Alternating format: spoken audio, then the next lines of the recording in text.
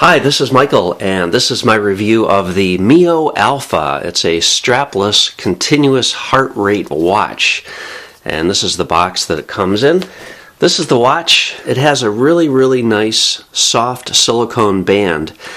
I think the watch display is quite legible. However, one big negative is there is no backlight on this. So if you're in low light conditions or night, it's very difficult to see. You've got several indicators on the watch. You have a battery level indicator here on the left. And then there's a couple other indicators that show up here. There's an LED here that flashes depending on what mode you're in. When you're out of your heart rate zone, for instance, that'll flash. And then there are two buttons, and they're kind of hard to see because they're really integral to the case here. But you can see this long piece right here. That's actually a button, and there's a button on each side, and that's it. There's only two buttons on the watch. The watch band has three prongs, and like I said, it's very soft and it's actually quite comfortable. On the underside of the watch, there are two LEDs here, and these are actually what can read the blood flow through your capillaries. So once it locks onto that, you'll start getting the indication of your heart rate on the watch. And then these four contacts up here, this has a really kind of a cool little charger. This is the charger right here. It's magnetized, so it clicks onto the back of the watch and sort of magnetically stays attached. And then this just gets connected to a USB port of your computer or an AC charger, and it will charge the watch. Now, the watch battery life is pretty good.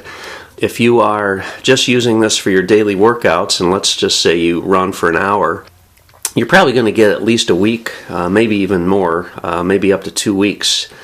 If you just turn this on continuously, maybe you're not using this for athletic events, maybe you're just wanting to monitor your heart rate, which is a perfectly valid use for this.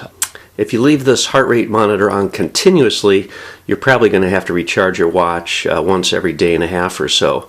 So battery life is pretty good, but not necessarily fantastic, but I think it's pretty decent. Now, there's a couple of concerns I have. The bezel of the watch actually sort of sticks out a little bit. So if you're not careful, this is going to be pretty prone to getting scratched and dinged. So I think that's a design element that maybe wasn't thought out too well. Also, the backlight, as I mentioned, seems kind of necessary to have a backlight of some sort on a watch like this. Now, the way this works is you attach it to your wrist, and depending on your dexterity, that's either going to be very easy to do, or if you're like me, it might take a couple minutes, but that's another story. And then there are a couple little prongs here that they just attach into the holes. You press the right button here for a couple seconds, and now it's going to find my heart rate. Now, normally I find that this finds my heart rate within 15 seconds or so. For reasons that I don't fully understand, sometimes it takes a little longer. So I'm all excited this morning talking about the MIO Alpha, so my heart rate right now is at 88. So right now it'll just read my heart rate, and it'll keep reading my heart rate until I get out of this mode. But you can see there's the flashing heart here. And now the left button is a set button and a toggle button.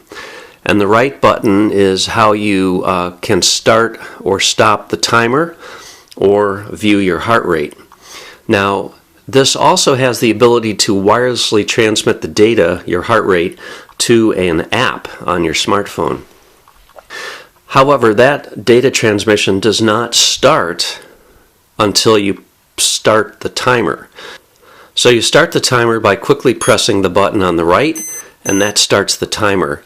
Now, once the timer is running, it's going to revert back to the heartbeat, and you'll see the downward arrow here. You can set a zone for your heartbeat. You can set a high and a low. And the only problem, one other problem I have with this watch is if you set a low point for your heartbeat, when you're out of that zone, this light is going to flash and you're going to get this beep. Beep is always going to be beeping when you're out of your heart rate zone by 10 beats. So if you want to see what time it is, you just push the left button, and that first of all is going to show you the elapsed time of the timer. Push it again, and that's going to show you the time, and that's going to go away in about 4 seconds, and then it'll go back to the timer. If you want to get back to the heartbeat, just push once on the right, and you're back to the timer, and then it'll also revert back to the heartbeat after a few seconds. So you can set an upper zone, a lower zone for your heartbeat, and you can pause it. You cannot do laps, however. There's no lap function on this. And then when you want to resume, you just push it again, and then to end your session, you just press and hold it for a few seconds, and then it'll end your session. Once your session has ended, then you can review your session by pushing the left button, and it'll go through the last run, the length of the last run, and then it'll tell you your average heartbeat, and then it'll tell you how long you were in your zone. So it's a good, I think it's a first stab, kind of a heartbeat watch. I mean, it's really nice, but I would like to see laps. I would like to see a longer history, a few things like that. But for right now, this is where the technology is, and I think it's a good first attempt. It's very comfortable to wear, and I really do like it, actually. Okay, there are some people who are saying, reporting that they're getting inaccurate or wildly vacillating heartbeat readings when it's getting wet.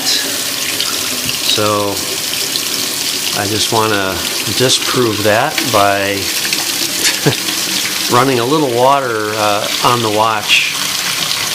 And as you can see, the heart rate is just pretty normal, vacillating between 78 to 82.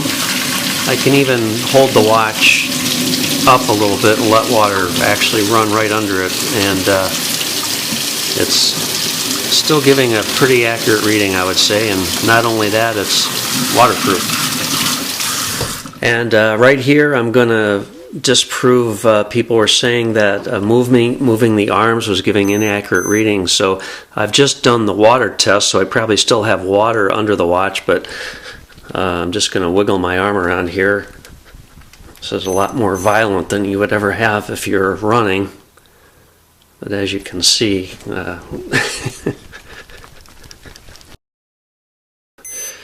you know, it's not giving me wildly inaccurate readings whatsoever.